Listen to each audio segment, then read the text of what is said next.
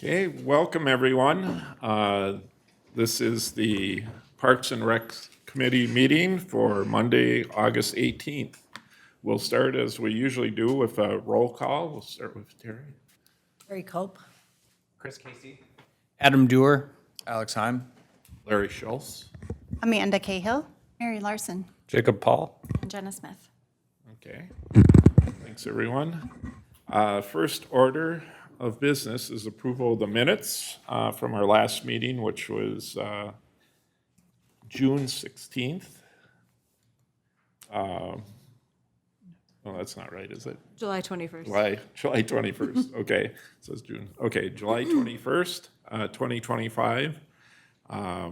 Anybody want to make a motion to approve those as they're sent out to you? So moved. Okay, motion by Mary, is there a second? Second. Second. Any further discussion? All those in favor of approving the minutes of July 21st, 2025 meeting signify by saying aye. Aye. Opposed, say nay. Motion carried. Next item would be our normal petitions, proclamations, suggestions, or complaints from citizens, committee members, or staff. Does anybody want to make a comment?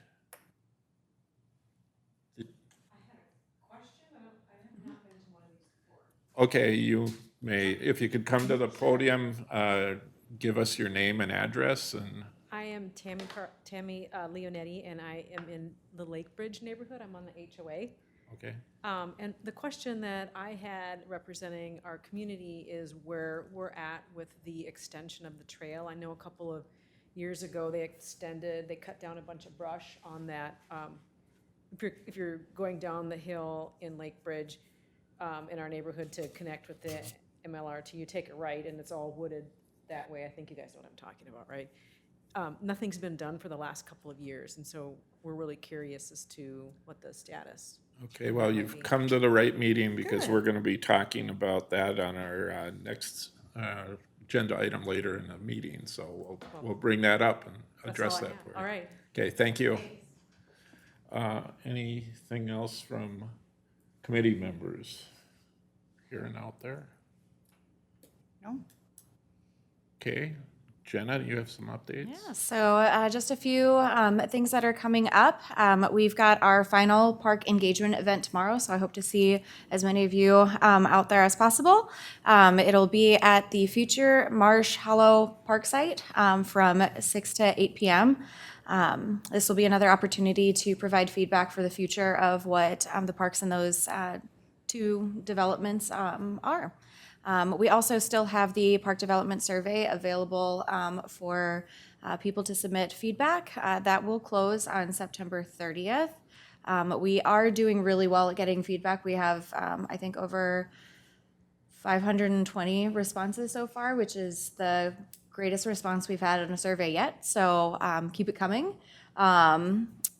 And then our fall program registration did go live this week. The program guides for the fall will be hitting mailboxes any day now. Okay. Thanks, Jenna. There is no old business this evening. Under new business, we have a proposed ordinance. Jenna, you want to lead us in that? Absolutely. All right, so the proposed ordinance is in conversation with vehicles that are permitted in our parks. And so a little bit of a background here. Obviously walking, biking, those are very typical things that happen in our parks and trails system. However, the use of e-bikes has raised in popularity recently. City staff have received numerous calls and complaints in regards to the operation of e-bikes on trails and within our parks as well. A lot of these concerns include the speed of the parks, where they can be operated, who should be operating these bikes, trail use etiquette. And in addition to that, we've also had improper use, which led to damage in our parks and fields. And so we've seen, people in our ball fields doing donuts and things like that, causing a lot of damage to those fields, building ramps in certain areas, and things like that. So this proposed ordinance is to try to address some of that because our previous statute did talk about it, but it didn't call it out specific enough. And so there was a lot of public confusion as to what's permitted, what's not permitted, things like that. So for some context, we need to define what an e-bike is because there are very, very many different types that are out right now. Some are permitted and some are not permitted per our ordinance before and the proposed one.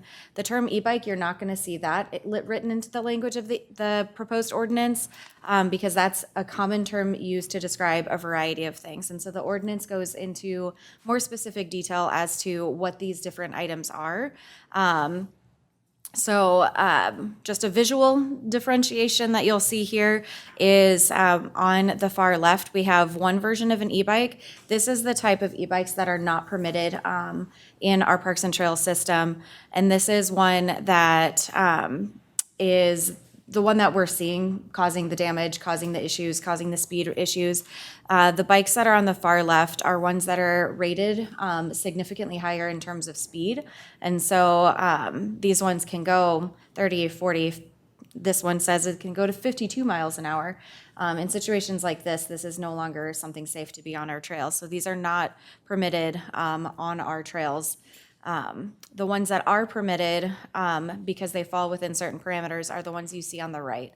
The ones that look more like traditional bikes, but it's an electric assisted bike where it does fall into the class 1, 2, or 3. And you still need to use a pedal in order to be able to operate it. And then those motorized foot scooters, they don't go in excessive speed. And so those are permitted on the trails per state ordinances or state laws. They're not permitted on sidewalks, but they are permitted on trails. So the previous municipal code had the following definitions laid out for what these vehicles are that are or aren't permitted in our bikes. It was a pretty wide category of things, and so it didn't necessarily differentiate between what is permitted and what is prohibited. And so it did have a definition of special vehicles or motor vehicles, and it describes a vehicle being any motorized, self-propelled, animal-drawn, or human-powered conveyance. So this is what was previously in our municipal code. So what we are differentiating it from is we are splitting it out into these 3 different categories to help the public with a better idea of what these could be. So these are the 3 different types that we want to make sure that the public is aware of because each of them pose a different type of experience. And so as we're thinking about this ordinance, these definitions kind of are key players in how we understand the way that the ordinance is written. So previously, our municipal code was very not detailed, I'll put it that way. It did have things in there that would prohibit certain types of motorized vehicles to be on our trails, but it didn't make any comments towards the e-bike situation because, again, that's more of a communication thing where this is something new. There's a lot of different types. So one thing could be an e-bike, another thing is also an e-bike. And so the code for that first section needed to be revised so that people understood exactly what is and is not permitted within our Parks and Trails system. The speed limit was already in there. So that one you'll see reflected in the new code. And then for the C portion, it did go in and elaborate a little bit more as to what that is. And so the new code in here does expand on what those definitions are. It describes what is prohibited and what is permitted within the Parks and Trails system. It keeps consistent with that speed limit, and so that is something that was already in our code. But of course, people need to be informed about what those things are. And so we've also put something in here in regards to helmet use. For persons under 18, we are proposing that it is mandatory that they all utilize helmets while operating electric-assisted vehicles. With the rise of, injuries that are occurring on these bikes, the potential hazards and things like that, this is something that the city feels strongly about moving forward. And other neighboring agencies are moving in this direction if they're not already there. So then in communication with this, some of the things that we've been starting to do with our communicating about both some of these changes and just trail etiquette is we've updated our website to include trail etiquette, e-bike usage on our trails, speed control, safety, and other items. The city's getting ready to launch a social media campaign to, help inform people about what is and is not permitted within our trail system. Yard signs are getting ready to go up to help encourage safe behaviors on our trails. And then we are also in the works of creating permanent signage to help people better understand what is allowed on our trail system. So with that, leads us to discussion. Larry, will you take it? Okay. I just have a question too that I've seen out there and I don't know what the answer is. Are there ordinances or general safety guidelines about passengers too? Number of passengers? I had a similar question. Okay. Good evening, committee. My name is Travis Riley. I'm in the Community Development Department of the city. The answer to your question is that underneath statute, passengers aren't allowed. So these are single-seater vehicles. So that's laid out. The ordinance, which is Jenna is presented in the rules on that, all that comes directly from statute except for the helmet law for under 18.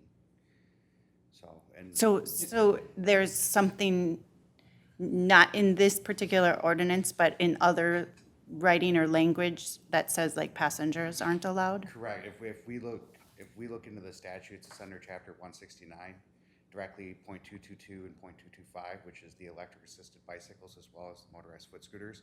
There's specific rules and prohibitions that the states laid out that you can't do. So like a motorized foot scooter, it's only one person. It's only designed for one person, so only one person should be on there. The e-bikes, they're designed for one person, only one person should be on there. Okay. So what if there's an e-bike that has a toddler seat attached? It's made for that. That's still an illegal usage on trails? Remember, that is I believe that would have to come down to officer discretion. Unfortunately, I don't have the specifics on that scenario. Other comments, questions? So those statutes that you reference, are those state laws or? Correct. They're all Okay. state laws. They fall underneath the motor vehicle codes under state statutes. So this type of rule that would go into our ordinances and become an ordinance would be enforced by law enforcement. So we want to make sure things are as close as possible to what they say. So expanding the definitions that we have in the code, as well as making it more clear to what is prohibited versus what is allowed. That'll give the opportunity to law enforcement to be able to do some enforcement. A lot of the enforcement that's likely to be done is going to be more communication and more education, and in part with the work that the Parks Work Director's done and the Communication Department's done. There's a lot of information that's being put out to help with that communication of safety. The biggest thing that we've heard as staff is as Parks Director pointed out, is we've got speeding, we've got not obeying traffic laws and things like that. So one way to stop that is through education. You got a lot of kids. I remember when I was 15, I didn't care if it was a stop sign on a bicycle. So just go right through it. E-bikes are allowed to operate in the same manner anywhere that a traditional bicycle can. They're just classifications that dictate speed and dictate controls, and those have to be clearly labeled on the e-bikes themselves. In addition to that, motorized foot scooters can do the same thing, as they can go anywhere that a regular bicycle can, except the statute specifically prohibits them from being allowed to operate on sidewalks. So within the trails, on the regional trail, which we've reached out to Three Rivers to talk about as well, to make sure that we're not doing anything that interferes with what they're trying to do and the enjoyment of the trail. So yeah, there's a lot of different safety factors that we look at. One thing that was pointed out is the under 18 needing a helmet. On an e-bike, you have to be at least 15 years old to operate it, but you're not required to wear a helmet. E-bikes at class 1 and class 2 can go 20 miles an hour, class 3 can go 28 miles an hour. You don't need a helmet, but you gotta be at least 15. If you're on a motorized foot scooter, it's limited to 15 miles an hour, and you have to be at least 12 years old, but if you're under 18, you're required to wear a helmet. So this just sets a blanket ordinance that says, for safety purposes, if you're under 18, you're gonna be on the roadways, you're gonna be going faster than a traditional bicycle. You're not always paying attention. We just gotta think back to when we were teenagers and how we operated the world kind of more fearlessly than we do today. We just don't wanna see anybody get hurt. So those other ages that you mentioned, I didn't see them in the ordinance. The 15 and the They are 12. in state regulations. And so ordinances don't need to reflect all of state because it's already indicated in state law. So state statutes are the ones that dictate those. So typically state or ordinances don't duplicate what's already in existence. We uphold what is already in existence. Okay, so if I'm like a community member looking up our ordinances, would that 12 and 15 be already stated somewhere? Remember, those are not stated within our ordinances. When we look at writing ordinances, we want to keep them as simple as possible and easy enough to do. If we look at the statutes on e-bikes, it's 1, 2, 3, there's 4 pages there, a page for the motorized scooter, and then if we typed in all the definitions that'd be applicable to the discussion we're having tonight, we'd probably have 3 pages worth of definitions. Yeah. So the one advantage is that because it's already statute, it's already regulated, if we repeat that type of language, and then the statute changes, because there's lobbyists, and this just changed again this year, if it changes, then we would have to know that it changed, and we'd want to make sure that our ordinance isn't in confrontation or conflict any of the language that the state has.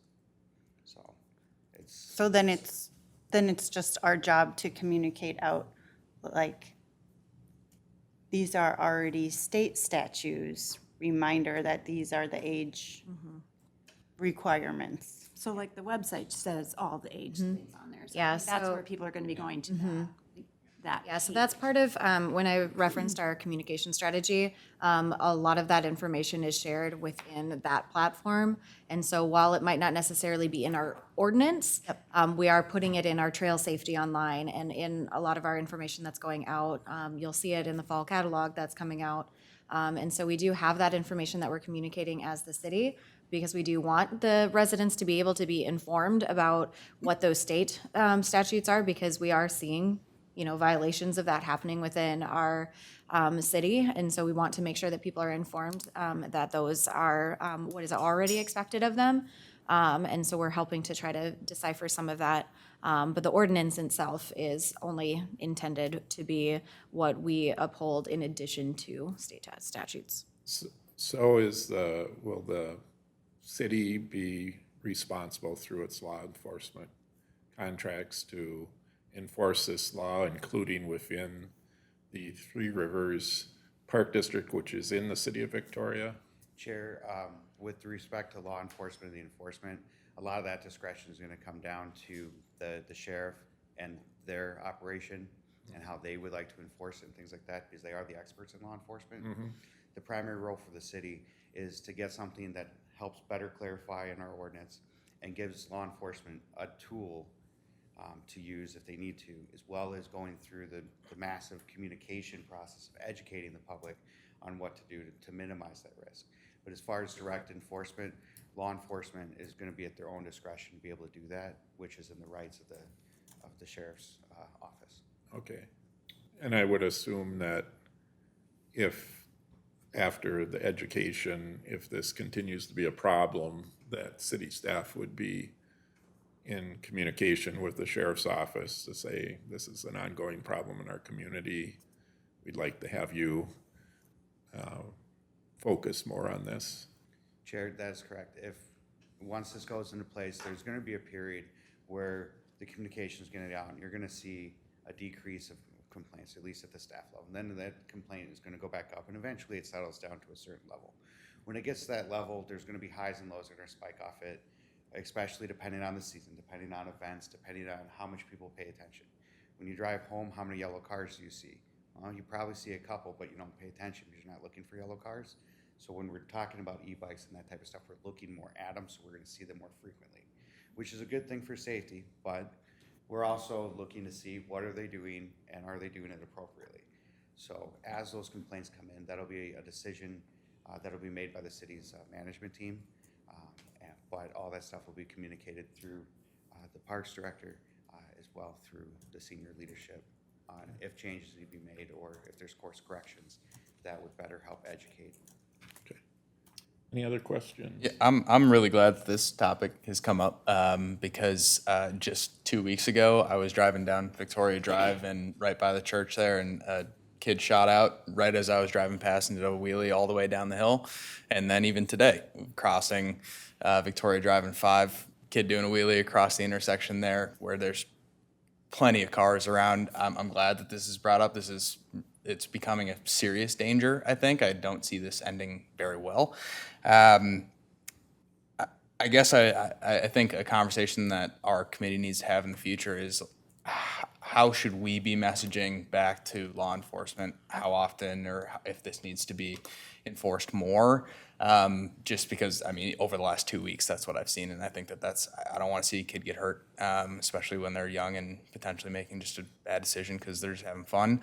But also going off of that, I do want them to be able to have fun. These things they're cool, you know? Like, you should be able to use these things and go out and have fun. And I think working with the Three Rivers District is a really good idea there, especially in the Carver Park Reserve. You've got the kind of the bike trails back there by the horse track, or the horse loop over there. There is that kind of like bike spot down there. And I'm wondering if we could find a way to have almost like a motorized electric bike area or something along those lines over there, because it would give these kids a spot to go and do that where they're not next to a road, not next to cars, a spot that's meant for those specific purposes. I think that would be a good conversation for us to have going forward and potentially work with the Three Rivers to try and get that to happen. And Chair and members, if there are comments, complaints, concerns, and things like that, we do have a general concern link on the city's website that'll come into the city hall and they'll get directed to the appropriate staff. And then we do track that type of stuff, and we do look into what comments are coming in, who do we need to reach out to if there's certain areas of the community or things like that that we're seeing more problems with e-bikes, more concerns from residents. We would highly encourage using that method. It puts it in writing. It provides us contact information to follow up with questions or figure out what's going on. In addition, that it creates a record that better helps staff understand. We're not in every neighborhood every single day. We don't necessarily see that type of stuff the way that everybody does from their front steps, because City Hall's over here, got neighborhoods all over. So it's going to be the best way to go. It's right underneath the residents tab to report a concern. I can take that away and I can do better on that portion for sure. And I think maybe another thing for us to consider is, as we're talking about these new parks and these underdeveloped parks and things along those lines, we talked about that last meeting. Maybe that's an option for something that hasn't been on the board before, something to consider. If we continue to see this usage of motorized bikes spike like this, I mean, they have these huge dirt tires. Maybe there's something that we could do there to help at least increase the safety of the kids being able to use them and have fun without, putting them at risk of going down Victoria Drive. It's not a great idea. So. Absolutely. Could we look at the updated text again? So it seems like the modifications are mainly that we're clarifying that you can use an electric assisted bicycle. Yes, but the definition is to clarify what an e-bike is, because if you think back on this slide, this e-bike, this one here, that's the one that is going these excessive speeds and things like this. People confuse these two quite frequently. These types of e-bikes, they can go a pretty quick speed, but typically the people who are utilizing these are using them responsibly. Obviously, not everybody, but for the most part, these ones are used in a manner that is electric assisted versus these ones where this one, they may or may not have pedals on them. A lot of the bikes that are going those faster speeds are ones that just have straight pegs. So they resemble much more of like a small motorcycle or a dirt bike or things like that. And so the definition part is the part that is the bigger picture of what these are, because the electric assisted bikes are the only ones permitted on trails, whereas the electric bikes that are more of like the dirt bike, motor scooter, motorcycle types, those ones are not eligible to be utilized on there. And so that's why it's very key to know what the definitions of each of these are.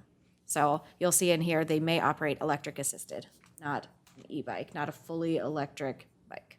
And I think that the wording is good for now because we don't have a spot for in a park or in the Carver Park Reserve or whatever to use the fully electric bikes. But we could always amend it in the future whenever we do have a spot planned for that. And I think that might be a good plan. I think I do have one additional question. You were talking about the classes of speeds, and I think you went up to class 3, which was, I think you said 28 miles per hour or something along those lines. What about the ones that are faster? So that is a great question, committee member. So with that, e-bikes have 3 classifications. You have class 1, class 2, class 3. And then you have what's called multi-mode, and that just means it can switch between them. Class 1 has pedals and does not have a throttle, can do 20 miles an hour, electric assisted.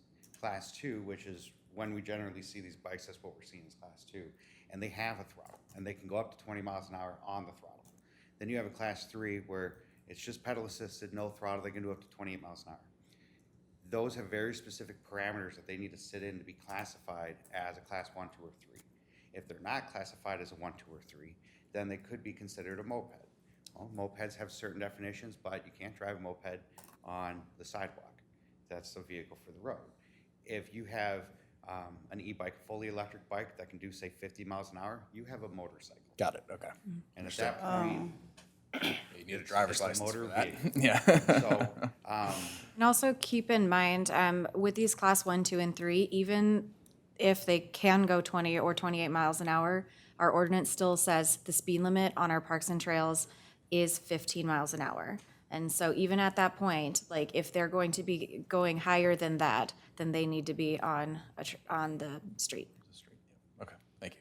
From an education side, I'm a road biker, so totally see a lot more now moving onto the roads if you get them off the trails. What guidance are we giving for those that are, you go on the shoulder, where is it safe to ride? Does the guidance just go on the side of the road? Kind of how are we implementing that? So, committee member, e-bikes can operate the same as a bicycle can in all legal respects, as long as class 1, 2, or 3, right? So with that being said, there is guidelines that are listed underneath the state statute of where bikes should go to educate. Putting that type of language in, it was obviously written by a politician, so it's a little bit, it's not as straightforward in plain text.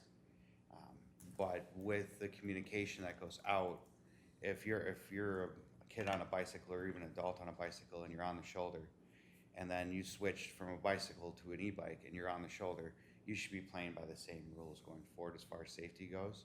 As safety concerns come up, as e-bikes become more and more popular, they're nothing new that just showed up this year. They've been around for 5 years or so, at least from my recollection.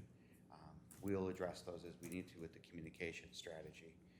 And that'll be handled through the Parks and Rec Director, as well as the Communications Department and the city's senior management staff.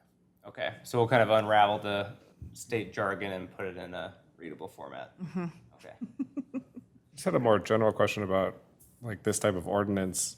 Obviously, there's state law, but do we work with like market cities or community cities when we develop this kind of? Yeah, so a lot of the research that was happened in putting in this is, one, we start with communicating with our neighboring cities and organizations. So Three Rivers and Carver County were ones that we heavily tapped into to pull information from, especially as we do overlap in some areas. So we want to make sure that the rules don't change depending upon which trail you're on.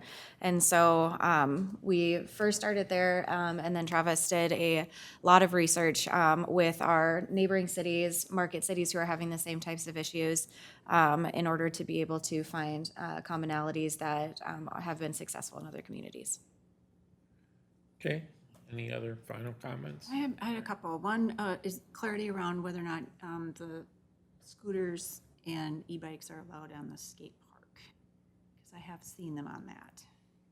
And I think when I looked at the website, it said e-bikes are allowed wherever bikes are allowed. Well, you allow bikes and scooters on the skate park, but do you want the electric ones allowed there? So I think you have to think about that. And community member, to that point, I would ask if we wanted to put that in as a restriction, that'd be something that I'd have to consult with the city attorney on, just to make sure we do it in the correct way, whether it be ordinance, whether it be signage or a policy or something like that. One thing with it is, if someone uses an e-bike or a scooter, it doesn't change any liability concerns with the city, as it's still their discretion to use it. I just didn't know, like, some of those e-bikes are heavy, and if, you're crashing on the equipment at the skate park, would they be doing some damage to our equipment too? So I didn't know if If I that'd was be a a parent factor. and my kid had an e-bike and I found out they went to the skate park and smashed a $2,000 bicycle, I don't think that would be a very fun conversation. And then I had one other comment. I did look at some of our neighboring cities to see what they had on their websites, and one I found had an FAQ that said, if my child is under 15 and using an e-bike with supervision, is that still okay? Is that okay? Of course, the answer is no, but I think we have to be really blunt about some of these things, because I think parents just think, well, if I'm watching them and they're under 12 and they're riding a motorized scooter, is that okay? On our cul-de-sac or whatever. I think we just have to be really black and white with some of these rules, because, and maybe that's an FAQ section or something like that for the website. Okay, any other comments? I just have a question on this last bullet point as I'm rereading it. The very last bullet point, it's defining a motorized foot scooter, and then the last sentence in it, it seems repetitive, but I'm sure there's a reason that last sentence is in there. Can you, tell us more about that? Community member, the definitions that you see in the draft ordinance are direct copy and paste out of state statute.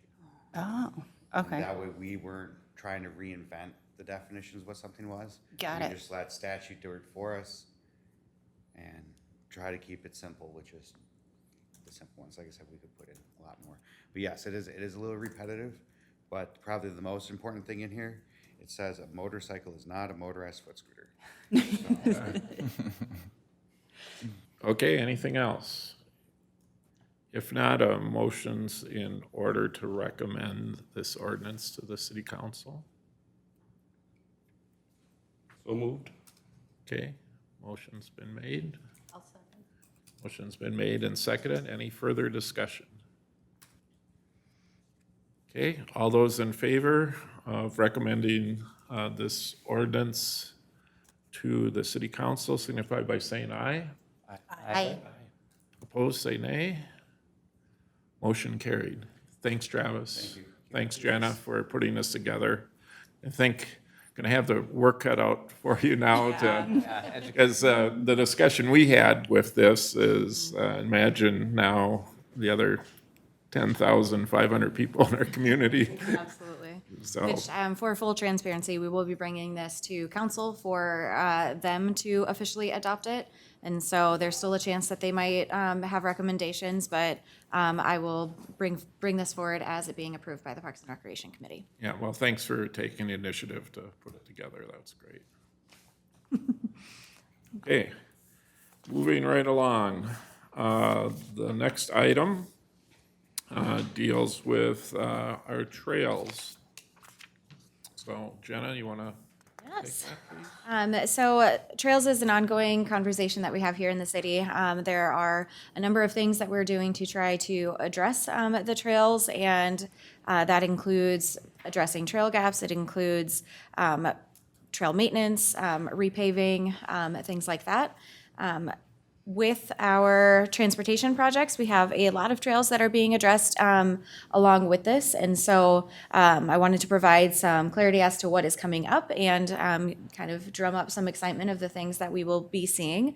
And then in addition to that, I'll also be going over some of the sections of our existing trails that have been worked on this year, and then give you a heads up as to kind of where we're going from here. And then we will have a chance to revisit our prioritization list as it will stand with all of these projects. So I'm sure you guys are all aware of all of the lovely transportation projects happening in the city. It is a lot of work that's happening, but it is a lot of wonderful things that will be coming our way once it's complete. And so we do have a few major transportation projects that are happening, and quite a few of them impact the city of Victoria. And so the ones that impact our trails, I will go through each of these, and I will say, we've mentioned this at our meetings beforehand, but it has been indicated as a preference from council to include new trails and trail gaps to be included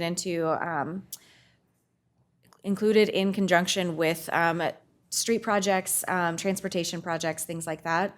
And so we are privileged that there's a lot of our trails that are going to be positively impacted by our upcoming transportation projects.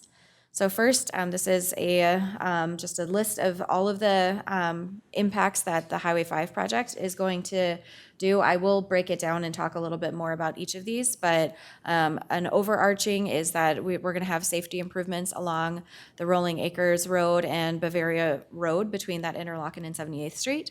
We'll have a few pedestrian under or overpasses in the city. One overpass is going to be at 78th Street.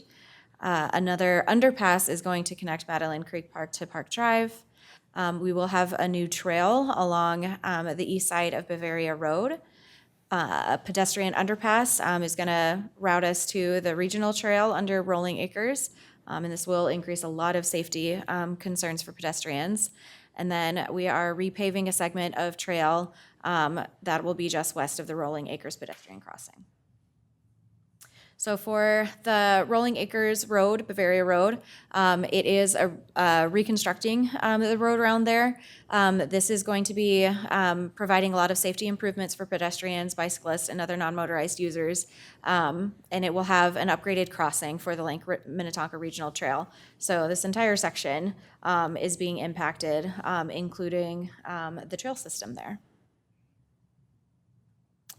78th Street will get a pedestrian overpass, and so here is a mock-up of what that image will look like. And so it'll not only be very beneficial to our pedestrians, but it'll also be a pretty sight coming through and provide opportunities for people to continue to utilize the areas in a safe manner. We also have a pedestrian overpass coming over, or underpass, my apologies, coming at Madeline Creek. And so you'll see it here. So it'll continue that trail system. You'll also see it on our map here that it is going underneath to be able to provide that safe access across that very busy road. Then we've got our Bavaria Trail off of the road there that is going to be continued. So this stretch of trail is getting resurfaced and extended. We've also got the Tamarack Trail that will be getting an underpass. Again, this is to increase safety and allow for people to continue moving along without impact to any of the transportation that is occurring on that road. So it will be separating it from it and provide opportunities for people to get across without having to wait on traffic. There's also a section of the Lake Minnetonka Regional Trail that is getting paved, and so the section or along this edge is getting repaved as a part of this project. So is that going to be from It is Rolling not the same Acres to down to the connect to the altar to the city? A good portion of that area. So it's up to here. It may not cover that entire section that is unpaved, but it will cover that area. Okay. And then now we're moving on to the 82nd Street project. So this project is a continuation of the Arboretum Area Transportation Plan, which had already seen a portion of completion. One purpose of this project is to enhance the pedestrian access and bicycle networks to provide more safe connections. And so we will see more of a trail impact along that street project. So moving away from the transportation projects and more bringing this in-house, our public works team and park maintenance staff had completed a replacement of a trail. So this section, after our winter and some tree roots and things like that that were impacting this section, made it completely unusable. And so we did completely replace this section here in order to allow for that connection to still exist. And so that was replaced earlier this year. And then in addition to replacement, we did have a lot of maintenance happening this year. So we had a lot of sections receiving maintenance. So some mill and overlay had happened to improve these sections in these communities, one of them being pictured here. So we've received maintenance on those aspects. And then our park maintenance team is working on a trail maintenance plan. And so this plan is to establish the framework of moving forward with how we prioritize trails, how they are being replaced, maintaining. And this is getting set up to mirror how we do street maintenance plans. And that one is a pretty well-oiled machine. And so we're tagging on some of the work that we're doing that's already proved to be very efficient and beneficial, and moving it towards our trail replacements and upgrades as well. And just to reiterate some information, the city, as we are moving forward with addressing some of these trails, whether it be for maintenance, for gaps, for things like that, it is the city's directive from council to prioritize the things that we have. And so if we do have transportation plans that we can rope it in, they're being brought into those projects. We also are working to create proper infrastructure to be able to address all of the trail projects and maintenance for the trails that we currently have. And that foundation will help us get into a place where we can approach the subject of incorporating additional trails in the future, because we want to be very good stewards of the trails that we already have. And with the staffing that we have and the model that we currently have, we would be hesitant to add in anything new if we weren't able to maintain what we already had. And so we are getting ourselves into a better position to be able to do some more future planning, to be able to work on some of these gaps that we see throughout the city, and some potential trails that need to be happening, especially as we have new developments coming. Those are something that, as many of you know, we do bring that into the conversation whenever developments are coming our way, to ensure that trails are a big priority in how we move forward with approving those plans.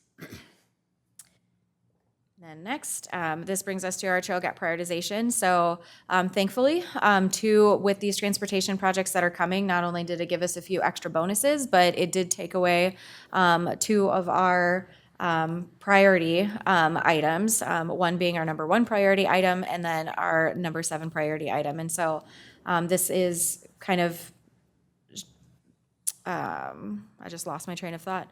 But this is showing that we are bringing these into our discussions when we are having these conversations as to the street projects and things like that as we move forward.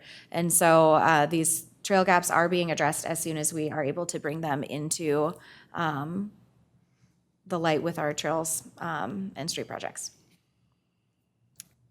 So with that. Okay.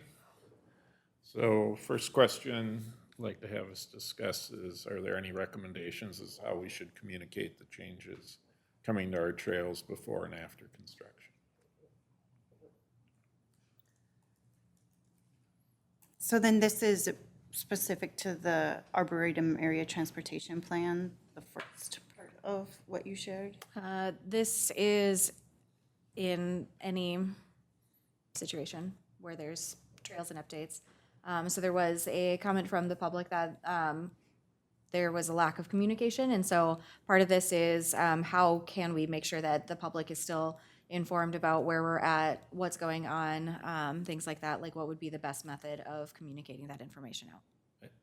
I think one thing on that, it would be important, I think just the communication plan in itself is good, but I think to emphasize that it's gonna be, that we realize this is still a priority of the community.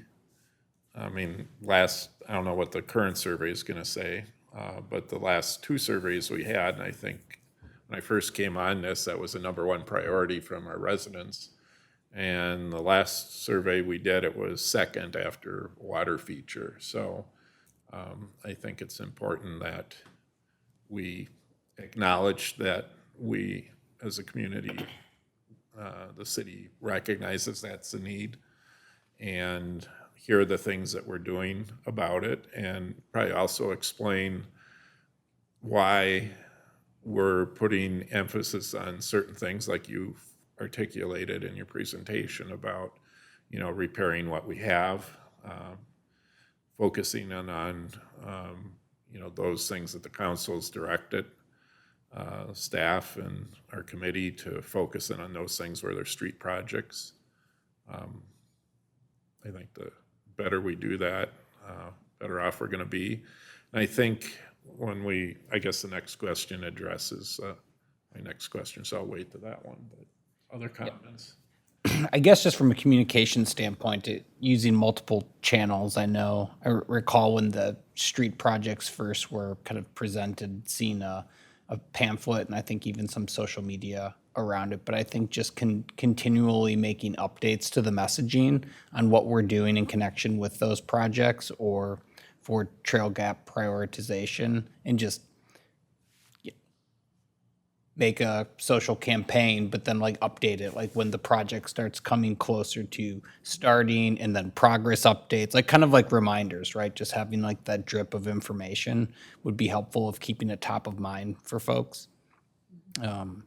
Because sometimes you hear this and then it's like, oh, okay, the project's not starting for like a year or 18 months. Yeah, right? Like, and it's like, okay, well, this is coming, but you forget about it. Right. I think one question that I do have for you guys, because in full transparency, due to the limitations of some of the projects that are on this transportation list, we are transparent on our website with the prioritization list. We do have indicated on each of them like what the considerations would have to be. Like we'd have to get right-of-way access, which is a big project. We might have to construct a boardwalk. We might have to deal with wetland issues, things like that. So a lot of the trail gaps that exist, I'd say a good majority of the ones that exist actually have some significant barriers to them, especially any that require a boardwalk being built. You're talking millions of dollars to construct, which means many, many years before we would have the financial infrastructure to be able to address it. And so I guess one question that I have in light of that is what would be the best way to communicate with the public if there's no news for a while, because I think that's part of the frustration that I've heard from some of the residents is that nothing's happening. But it's not that nothing's happening. It's just that we're not yet in a financial situation, or potentially because some of our trail gaps also include private residences, and so as the city, we're not going to take away someone's private residence. So some of that is like they would have to be willing to allow us to do that. And so we do have some barriers in terms of that, where we have private property that we wouldn't be able to acquire the land unless it was given to us. And so how would you think that the community would like to be communicated with when there isn't necessarily a change that is happening in the foreseeable future? We do have project page, so if there is a project that we do have going on, we do have a project page where we do update that, and we can certainly do social media campaigns, but in light of the ones that there might not be any news for a while. I think it's really cool how you know this is the gap, this is what we need to get it to accomplish it. I think the public probably just doesn't know this is what it takes to get this trail built, and maybe a series on the top 10 campaigns that we know these are gaps. This is what it would take to knock it down. That transparency could be helpful. Especially the expenditures. So I'm looking at something that's quite old over here, Jenna, and I don't know if this is published public, but I have it from being on the committee. So there was a fund number 812 trail fund budget sheet that I'm looking at, and it listed out the priority expenditures, and it listed out these trail gaps. And then this document started in year 2019 and went to 2028, and it listed out what investment the city had already expended on, like, I'm sure this was, for example, the first one on the list was the Green Crest sidewalk, which is that tiny little sidewalk from that neighborhood to Victoria Drive, right? And it got really completed really just this summer, right? Yeah. And so back in 2021, there must have been a survey or whatnot that we had to pay for to see how much that project was going to cost down the road. And then there was an expenditure at the time in this budget for 2023. And like, I know not everyone's gonna be looking at this like I appreciate it, but it shows you that, hey, we are investing in this survey, you know, of what it's gonna take us to do this trail project. And then in this case, there was a few of them on here that were planned expenditures down the road, so that someone could see, well, here's the trail gap that I'm really interested in, and I don't see it on here until like 2028, for example. So like, that they could see, yes, it's still a priority, but it's not coming till 2028. So I don't know if this is like updated in public. It is? Part of the issue, you know, I didn't realize until I was on this committee is how incredibly expensive this is. I mean, that East Bavaria trail, I think was, I don't know, it was hundreds of thousands. You know, and one thinks, well, you know, 40,000, we can do 4 blocks. Well, no, there's a lot more involved than that. So it's expensive. And while we all want, I think on this committee would love to have all those trail gaps filled, as would a lot of the city residents, we are also competing with other projects that the city needs, like new lift stations and water towers and fire stations and whatever else. That doesn't mean that it's still not something we'd like to do, but I think if we could communicate too that, you know, these are still important, but there are also other things that, you know, are out there too that, barring some unforeseen way to finance these, and we did have a meeting here a few years ago where we had the city finance director come in and explain what our options were, and there weren't many, unfortunately. So I think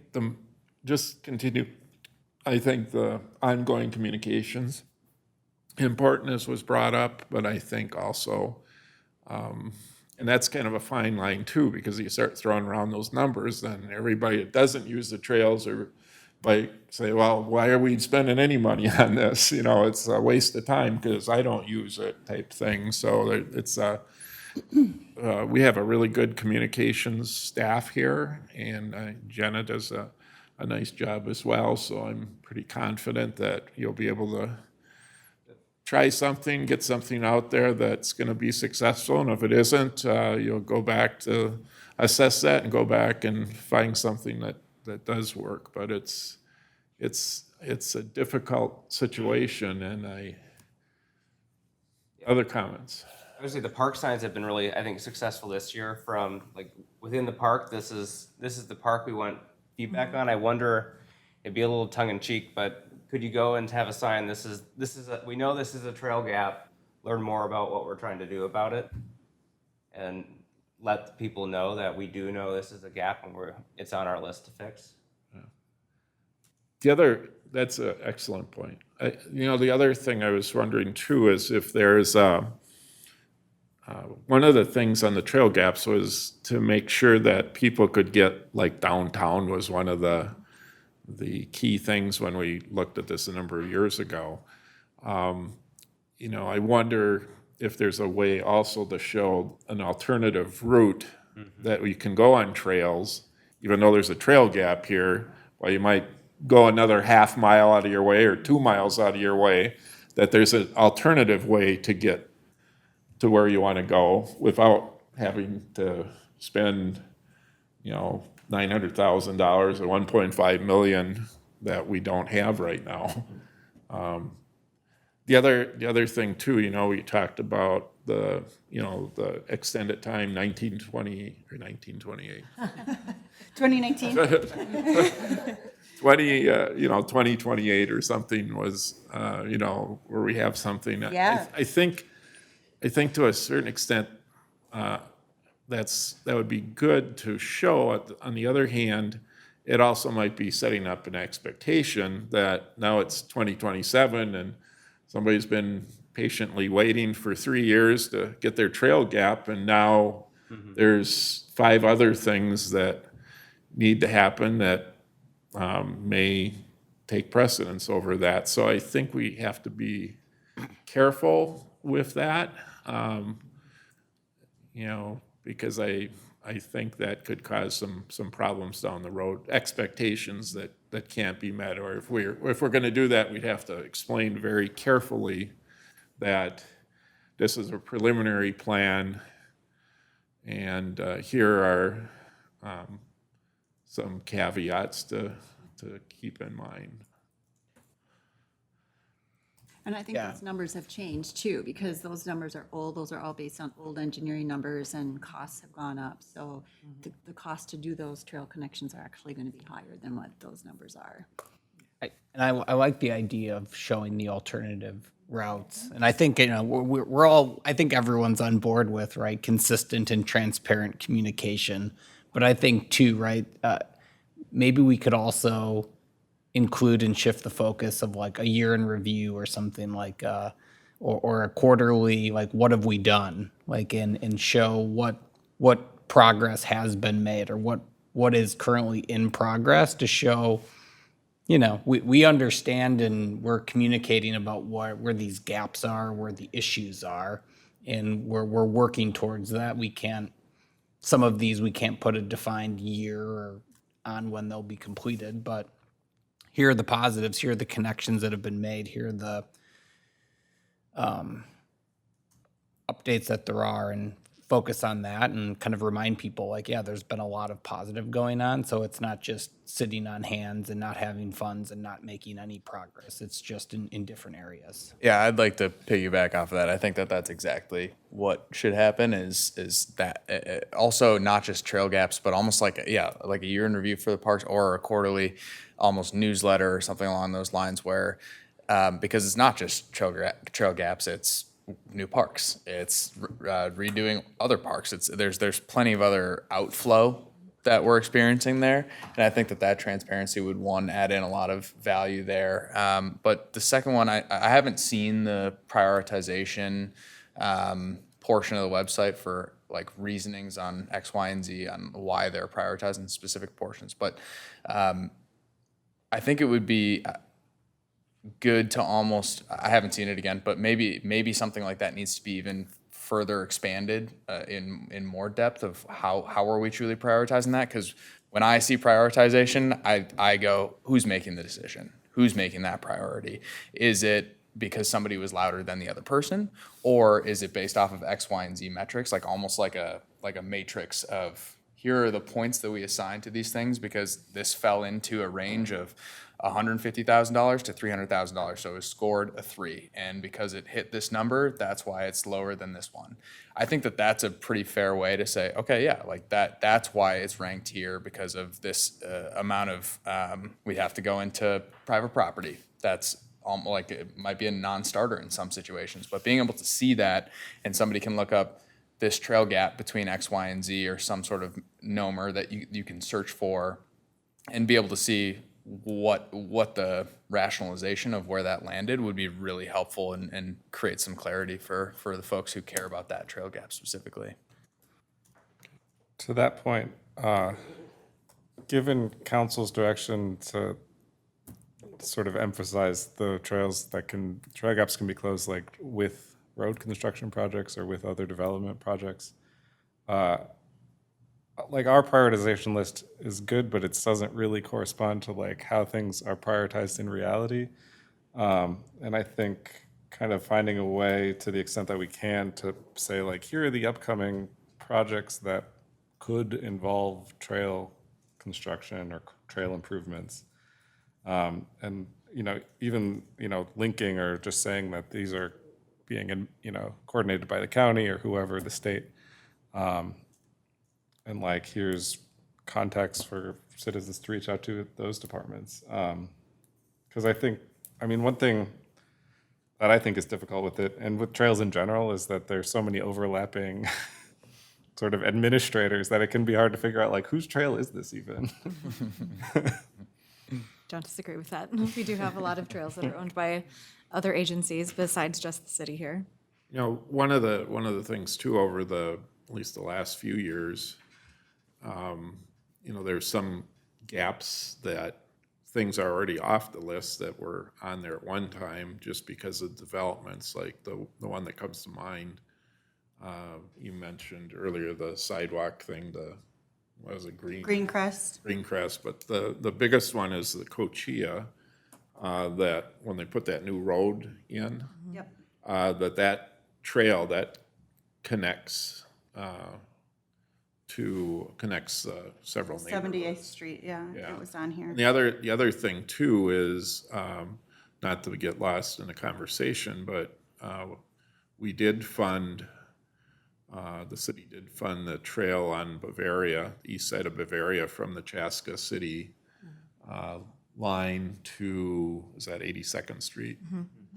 So that part was there, and unfortunately, we had that, basically, whole thing was gonna be done, and we actually had obtained a grant for $150,000, but we had to turn that back in because we couldn't get a private owner to give us right away, so we had to give that up, unfortunately. But now with the road construction or the Arboretum plan, now that's gonna get done. So I guess keep looking for those types of opportunities, and I think it's, that seems to be a wise way to go, to focus in on those, because it's all being done at the same time. It's gotta be cheaper to do. It's not cheap, but it's cheaper to do when you got other things going on there, and the engineering and the paving and all that, so. Other comments? I guess to address a question that came up earlier, how do we address those, is maybe just through better communication as to what we can and can't do at the present time. Were you looking for us to prioritize, change those trail things at this time, or? Not to change, just does it impact the list beyond it Okay, being removed? all right. Can you put up, Is this the order, the prioritization order? What was your trail gap? Yeah, please. I need a master class in council etiquette, so I promise next time I come I'll I did not see the Lake Bridge Cray Lakes on here. That was the extension one, I think. You know what I'm talking? It's the funny, you have on there the MLRT Lake Bridge, which was number 8. It was like, yeah, that one, the Lake Bridge, the LMRT. What I'm talking about is the one, once you get to Lake Bridge, you go past, you go into Cray Lakes, and they had cleared that a couple years ago. And people were actually using the trail. And now the city there's a sign that's been there for a couple years. It's one of those, like a roadblock sign. You know what I'm talking about? Interesting. Cross off. I mean, I know what the roadblock sign is, yes. Yeah, well, no, I know. Yeah. I just mean, like, does anyone, I mean, there's gotta be tracked somewhere. The city went in and cleared it. We saw them clearing it and cutting trees and all the things, like it was a big project. So, I'm happy to take some pictures, or maybe connect with somebody that could come and take a look at it, just to show what I'm talking about. And But- maybe bring it to Jenna. Okay. Yeah, I can chat with you. Does You know that, what- you know what? does it go south? Yeah, so if, Like, bot, does it yeah, go? so the dirt road, or excuse me, let's pretend like the Kirklocken Park to Lake Bridge neighborhood LMRT is done. Once you get to the end of that, where it is today, you go, take a right and go up the hill and you're in Lake Bridge. If you go, you don't have to do that, like, you can go straight. So if that's south, I think that is actually south. They cleared that all the way around to where it connects back up, because there's also another trail that's halfway down. That's so funny. No one remembers the work that was done. It was a while ago. Okay, well, maybe, But- maybe if you could just Yeah. bring that to Jenna, and then we'll, Yeah, and that could be something there. As it was mentioned earlier, we have like a submit a comment or concern online. So there's a form that you can fill out that Okay. you can attach pictures to. And if it's submit a Parks and Recreation comment or concern, that'll get directly wired to me. And so Okay. you can submit any of that to me, or you could email me. Okay, yeah, I'll do that, because it's actually a little dangerous back there, because there's things that hadn't been cut all the way, and so people are, of course, using it, even though there's it's, you're not supposed to, but it's. So, okay, Thank you. thank you. okay,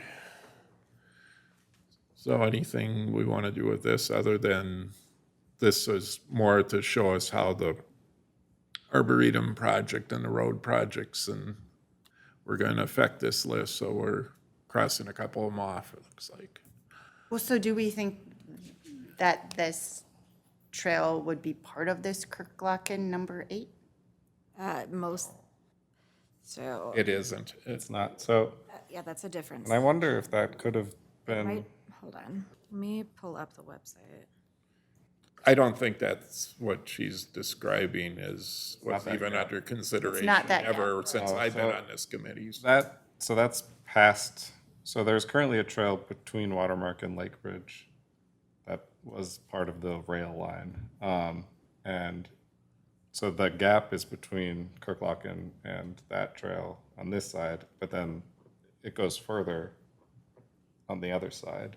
And the county had a master plan, which is still exists, that they were gonna try to connect that trail sort of around Cray Lake down to Rhapsody. Yeah, so you know what I'm talking about. Yeah. And so it was a county project? It could have been. Yeah. Because I don't see it on this, like, budget thing from 2019 Yeah, and, either. and I apologize, I'm not super familiar with the area that you're talking about, but if it is a county, area, then that would be why it wouldn't have been developed. But I can look into it and find that out. They started it, then they stopped. Because they have a long-term plan to connect Victoria to Chaska, and it's like 50% complete.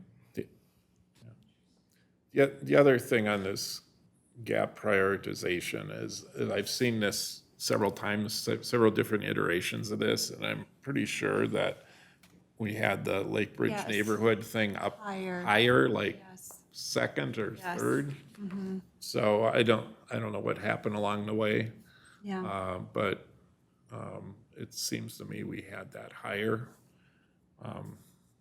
Well, this one does include the Lake Bridge area, so, Which one does? not the number two.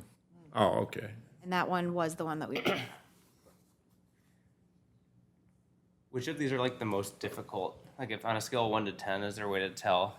the ones that are the most difficult are the ones that require boardways and getting granted right of access, because those are gonna be the ones that are gonna be either the most legal battle or, financial cost. Like 2, 3, 4, are those all kind of, are those the most complex ones to do? Not necessarily, but, any of the ones that require the boardwalk. Just a history lesson here. Going back when I first got involved with this, maybe 8 years ago,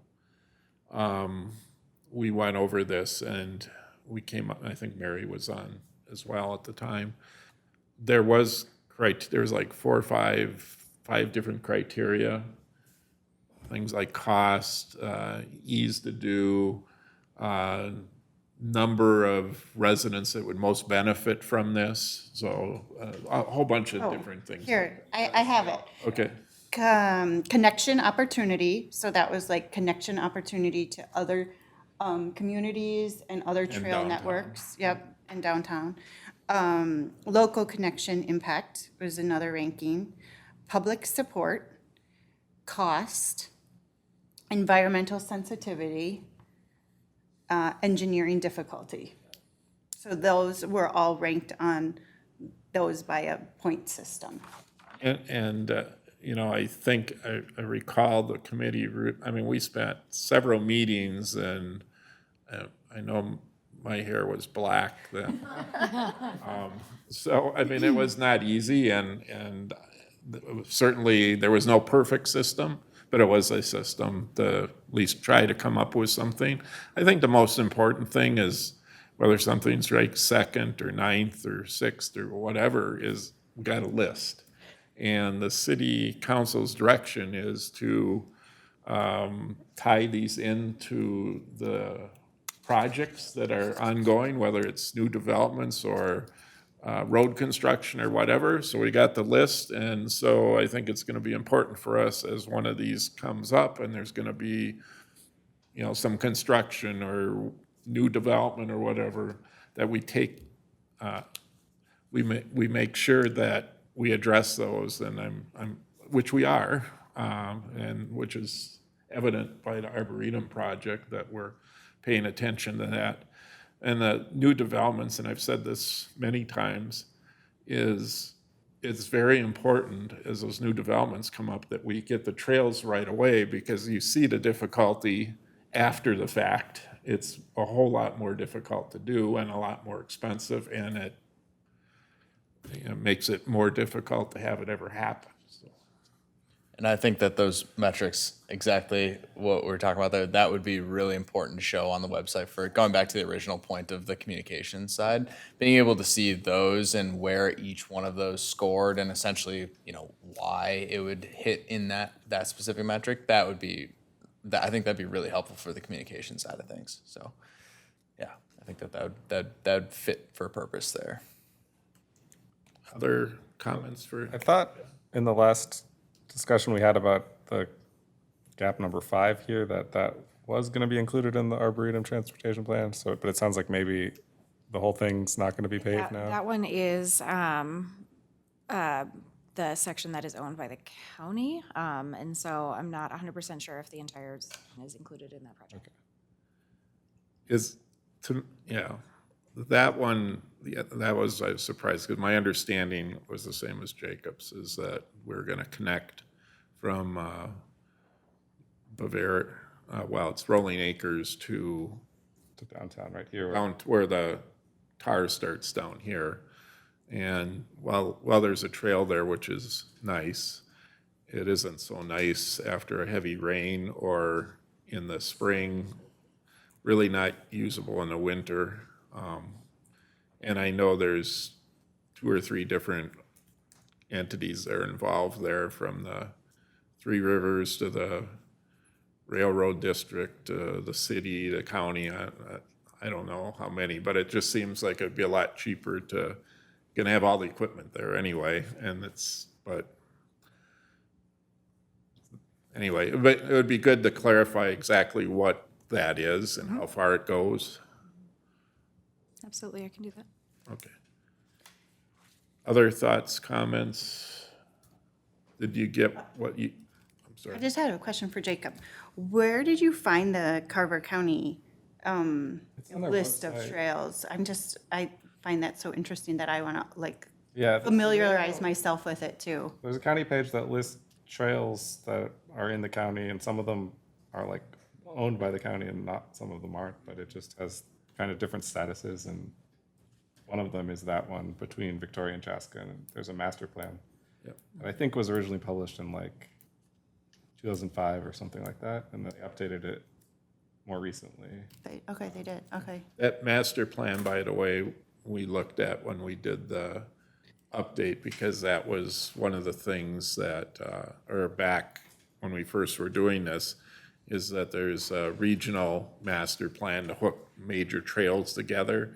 And that's probably what you're talking about, the updated one where is, and I think that had us rank certain trails as more higher than others, is that was part of that system. Okay, anything else? Jenna, did you get what you needed from us? Yes. Okay, well, if anybody has a spare several $1 million they don't know what to do with, you could always donate to the city or trails, Yeah. trail gaps. mean, I think too that you have mentioned for us a few times now that like you're restructuring the Trail Gap Fund and you're looking for Well, not restructuring the Trail Gap Fund, but we're looking for, funding sources. yeah, a way to Yeah. prepare a little bit more proactively. Yeah, so I think it would be helpful, like, in this information I'm reading, it's said in here so that people are aware that trail connections are not supported by bonding and are paid for in cash with available fund balance. So maybe some additional language by this trail gap prioritization of that funding structure. Because then it did link to, it linked to the general fund and how the council approves appropriations from that general fund for trail gaps, specifically in planned projects. Because this one, this is outdated, but at the time, there was $20 million in trail gap projects to be funded over the next 25 to 35 years. Just to give I think that's Big number. a big number, right? And it's saying to be funded over the next 25 to 30 years. Like, that is telling us these aren't all going to be funded by, 2028, right? So I don't know if that language can be updated and included. One thing on the communication plan too is, I don't know how many of you are, signed up, or if maybe everybody gets or have access to there's like a whole bunch of city things that come out, newsletters or posts or whatever. If you're not on those, I'd encourage you to sign up for them, because a lot of this information is on there and it's really good. But I wonder if there's a way for us outside of social media to encourage people to sign up for those things, because maybe they don't know they exist. The other thing that I think I find helpful too, you can also sign up. Well, I think it's maybe another thing you can just sign up for. You get notices of the upcoming meetings. And I know I always read like the Planning Commission, minutes, and the city council. I mean, all that stuff's in city council update, recap of their meetings. There's a whole bunch of interesting stuff, and I think it's very well done. So we could somehow find an additional way to get more people to tap into those things. It would be great. I don't know what the answer to that is, but crack communication staff can probably figure out a way to get more people to go on those sites. Yeah, which to that point, you had, Committee Member Heim, you'd mentioned earlier about doing some sort of quarterly update or, some sort of like a publication newsletter. So we do include any projects that are coming up in our Parks and Recreation newsletters, and those do go out regularly. Okay. And so we do already have that sort of a platform to communicate. And so if people are signed up for those, then they are already getting that information. Right, awesome. Yeah, and maybe that's something that we could do because I'm newer to Victoria.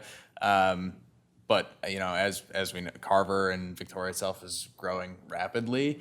And maybe that's something we should talk about maybe this winter or something along those lines of like, how can we plan next summer when we see the most engagement with these parks? And how can we influence more people to sign up for the newsletter, for any sort of email blast that we can do? It sounds strange because I'm trying to get off of most email chains, but this is one that I think is important, especially in the city that you're trying to, you want to see get better. So, yeah, maybe that's something that we could kind of plan for for the next year on how we can get more folks in the know of what's happening.